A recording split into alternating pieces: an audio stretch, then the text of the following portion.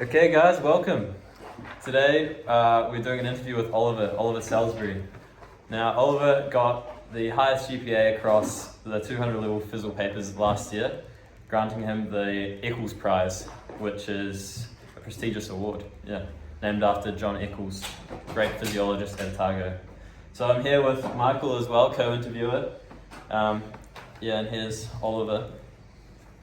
Should we do one each? Oh yeah, please go. Okay, so we'll start with our first question here. Oliver, what would be the advice you would give to physiology students trying to score high on their exams?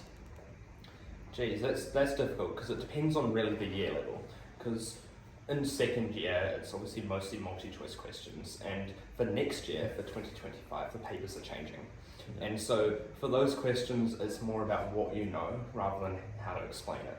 And so it's a good idea, well, what I found was a good idea for myself anyway, was to go through the lectures, learn the overall ideas, and then go through and actually get the minute details, so the percentages and things like that. Yeah. But that can be really difficult to learn, and so mind mapping, or if you flashcards work for you, is really what works for you best. Yeah. And then at 300 level, learn the explanations, understand the content as much as you can, and if you need help, look in the textbooks, read the papers, and ask questions of your lecturers. Yeah, that's great. That's good advice. Next question is, how do you go about the process of doing a lecture, starting from before the lecture till studying for that lecture and at the semester, studying for at the end of the semester? Yeah, good question. I guess it depends on the lecture, again, and the person as well. So for me, I don't generally do much prep before the lecture. I'll read through the slides and kind of get an idea of where it's going. During the lecture, sit there and make notes. And then after the lecture, if it's the 200 level lectures, when it's more content, you didn't know all the content, I'd write up my lectures notes the same day at night, generally, for me, I don't study as well. And then the next day, run through it, again, getting an idea of just where the lecture's going, trying to understand the overall concepts, and then throughout the week, just making sure I nail the minute details. But 300 level, I haven't been writing up my notes as much as I did in 200 level, because I find that for me, it's better just to go through the slides themselves and try and work it out, because you don't need to know the small details, those percentages, the numbers, the cell names. It's more about understanding the concepts and where it's going to. Okay, that's fantastic. Perfect. Now this next question is, how did you approach the progress tests for 200 level physiology papers? Yeah, good question. With that being a different test format to what we're doing this year in 300. Yeah, absolutely. The progress tests, I guess I quite like them personally. I know a lot of people don't, but for me, I like knowing all the information I can and so learning all that detail. And so I just kind of followed through the content, like Michael's question, like running through, learning the lecture, and then before the progress test, I'd run through and make sure I knew those details. I'd quiz myself.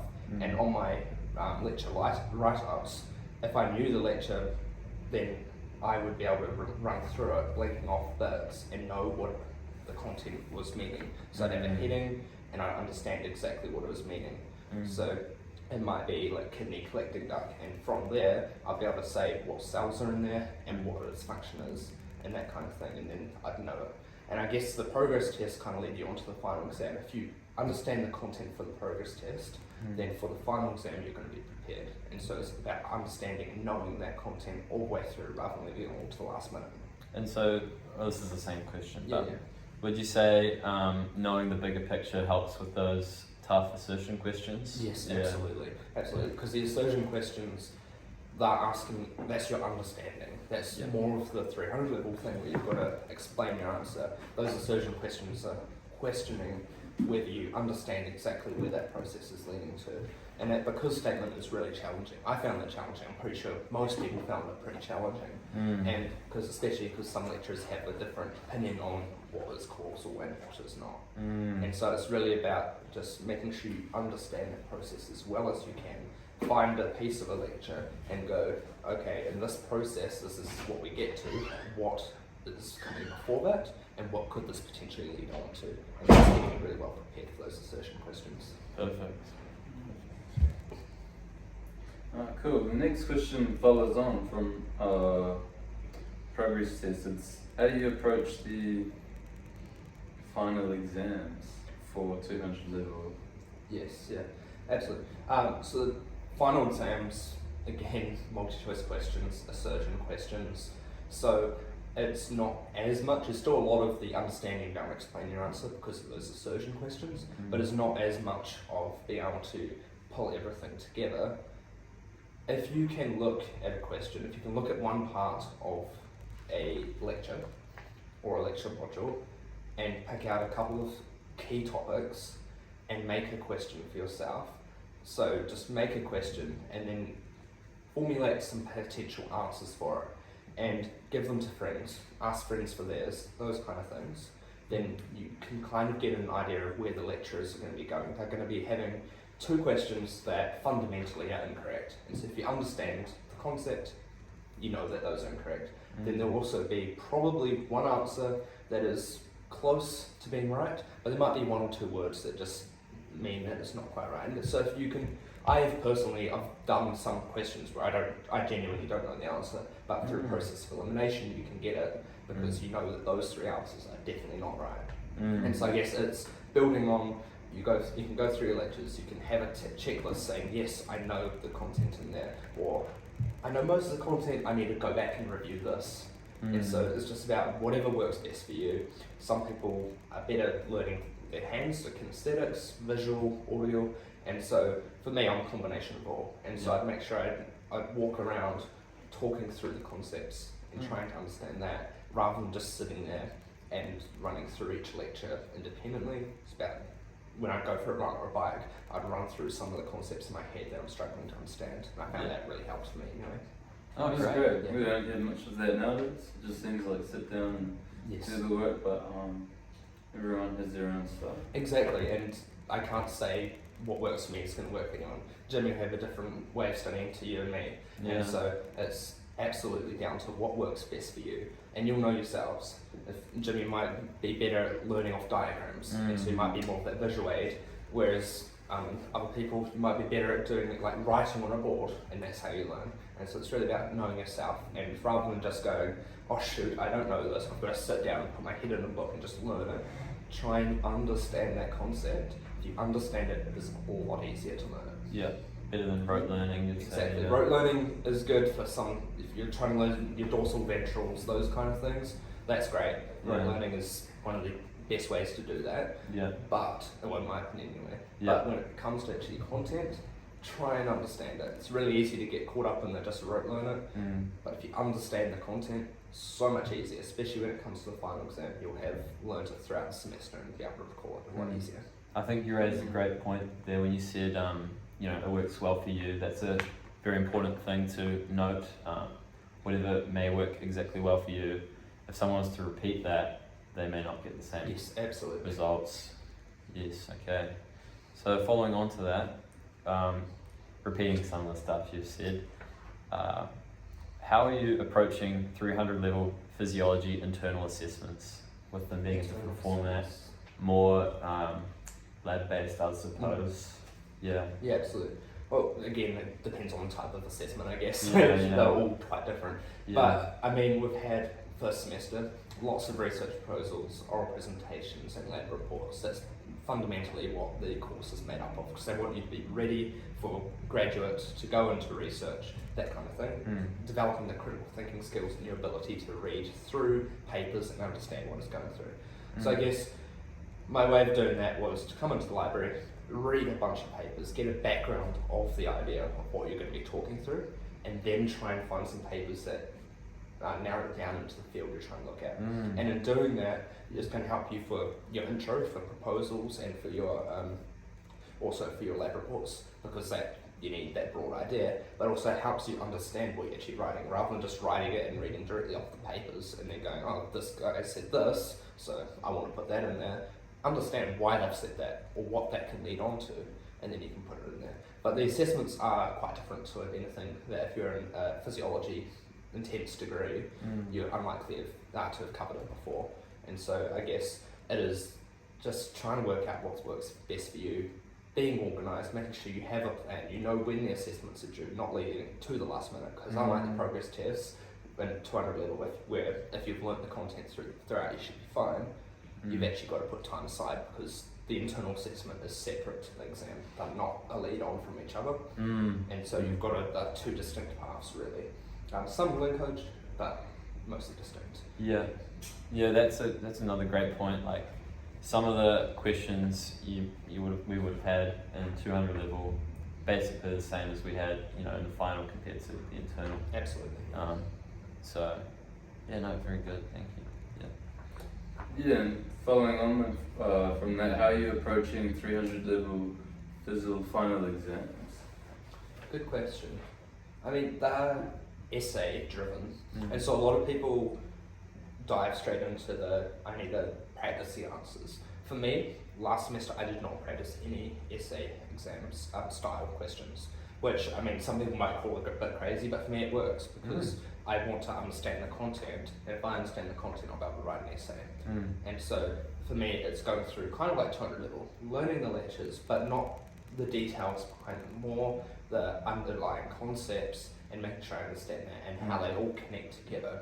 So if we look at like Physio 341 with Rebecca's module last semester, that was there was 7 or 8 separate lectures, but they all had linkage together. Yes. And so when we finished that module, I went back and individually learnt each lecture, but made sure I could draw connections. And because it's easy enough to learn them as you go, but you're not going to draw the connections because you haven't had the entire module. Yeah. And you need that connections for the final exam. And so I guess for the final exam, it was me going through and rather learning each lecture individually, reviewing the entire module. So I wrote out notes, my pages of notes, but it wasn't individual lectures, it was the module. So it was like module 1 and there's notes rather than lecture 1, there's notes. So that kind of separation relative to second year. Yeah, that is, that's I great. haven't heard much of that before. It seems like each lecture is in its individual isolation, but actually connected to. Absolutely. And it's of course context dependent, but making that link seems to work for you. Yeah, and when there's so much, it's obviously threaded, so there's a lot of information there, and when you're trying to pull it all together in your head, you might be able to learn the individual lectures, understand them, you might understand them really well, but trying to pull together the individual compartments, I found really difficult, and so that's when I needed to have my notes set and be able to go through it all as one, and then I could synthesize it. That sounds great, because that little bit of struggle is needed to really understand the concept and absolutely. get the point across, because it's not as easy as I guess rereading your notes. Yes, absolutely. I wish it was, but then unfortunately we wouldn't be getting the skills that the university wants us to. It's that adding that layer of using your own brain. Exactly. And the critical thinking skills behind it. No, that's great. Great advice. Yeah, that's awesome. So our next question is a little different. This is more about your attitude and your general feelings to study rather than the specific techniques. So this question is, how has your attitude / approach to study changed since the beginning of your degree to now? Yeah, that is a really difficult question, really. I mean, first semester, that was more rote learning. So first year, I guess a lot of people know, first year is a lot of learning the basics, trying to learn what's going on. Second year is building on that a bit, starting to prep you for third year, and then third year is applying that knowledge, especially in physiology degrees. I believe it's the same in anatomy degrees and a lot of other degrees that just kind of step you through. So first year, it was more, I was focused on just trying to learn the information, pretty much trying to survive. I didn't know what was the best way for studying for me. I was doing flashcards. Flashcards do not work at all for me. And so the stuff I learned in first year, I cannot remember it all because I could learn the information, but then I forgot it because I didn't understand it.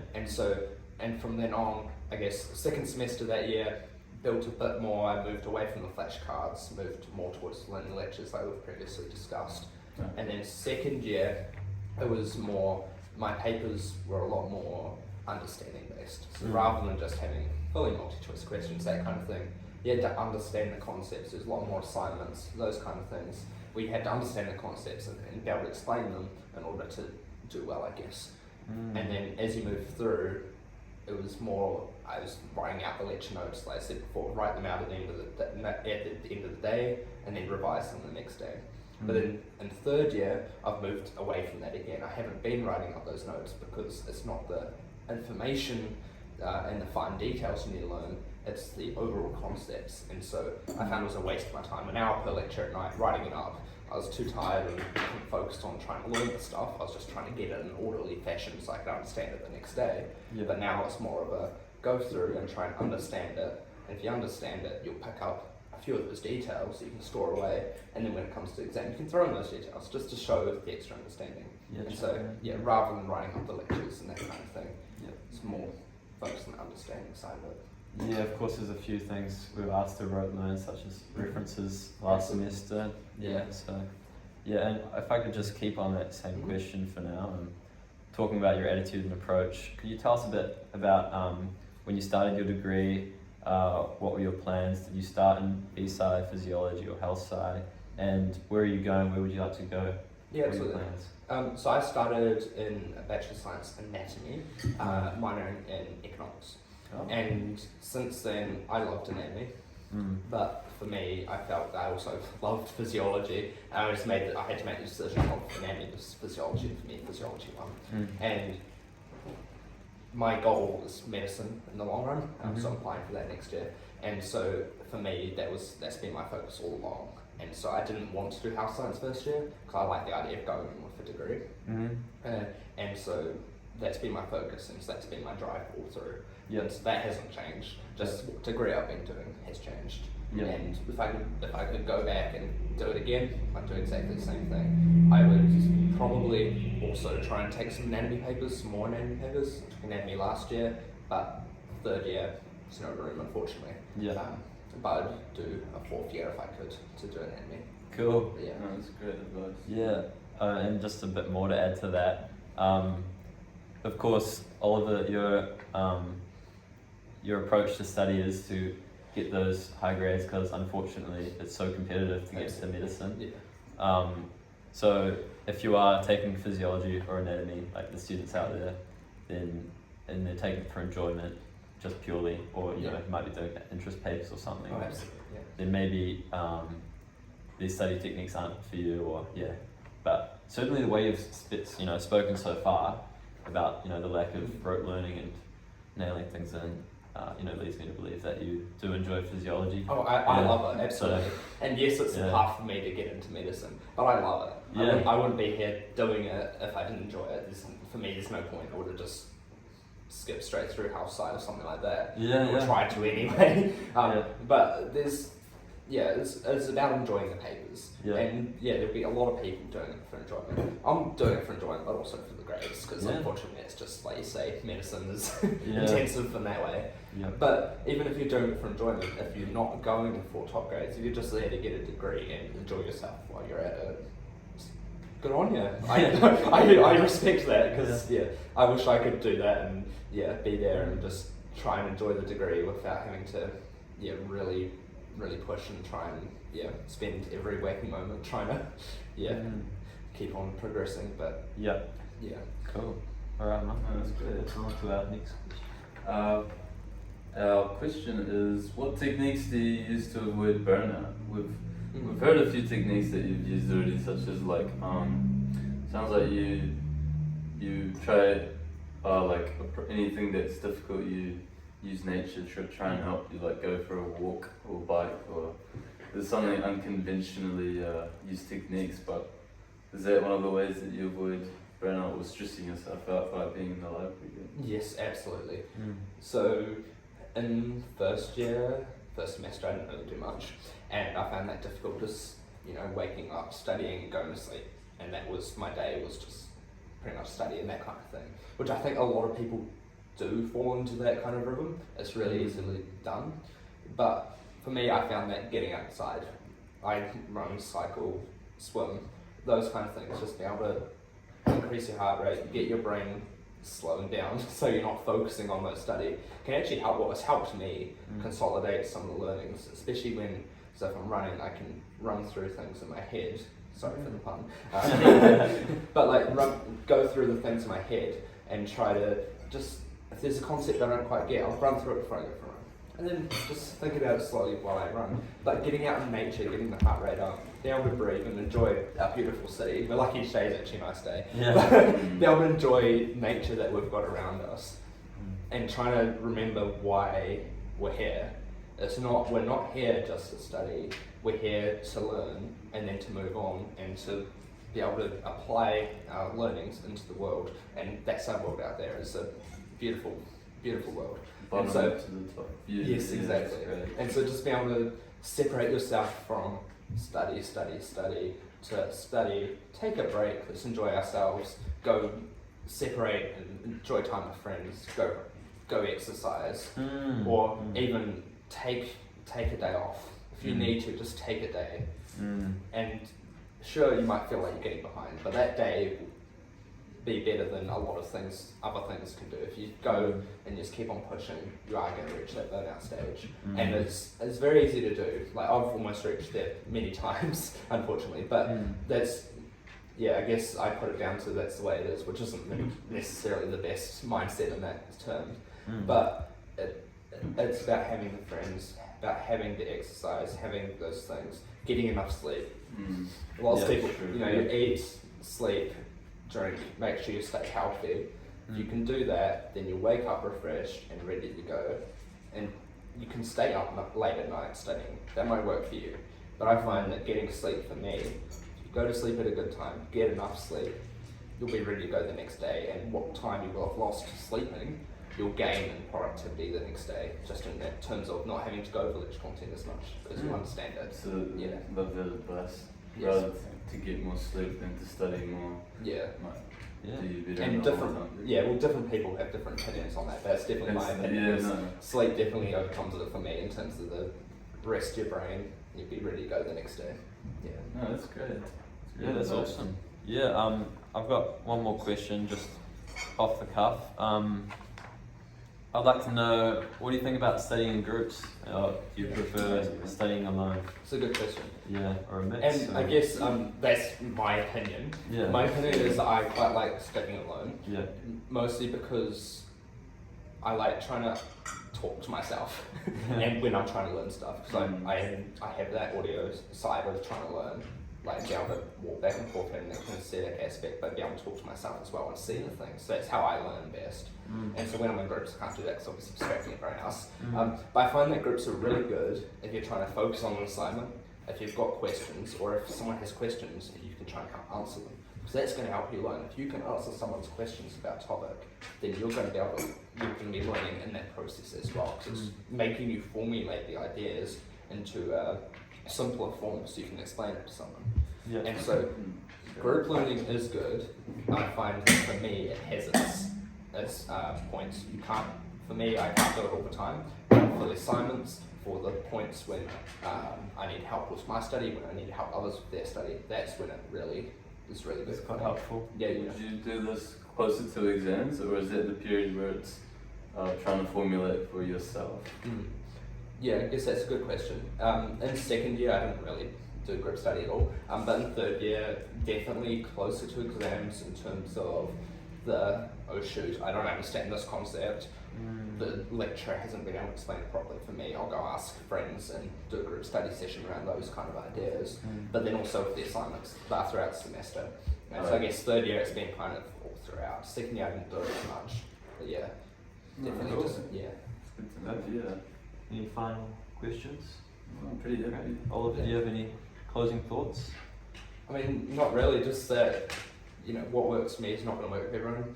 Find what works for you and enjoy yourself while you're there. Try to get outside and enjoy a lovely environment out there.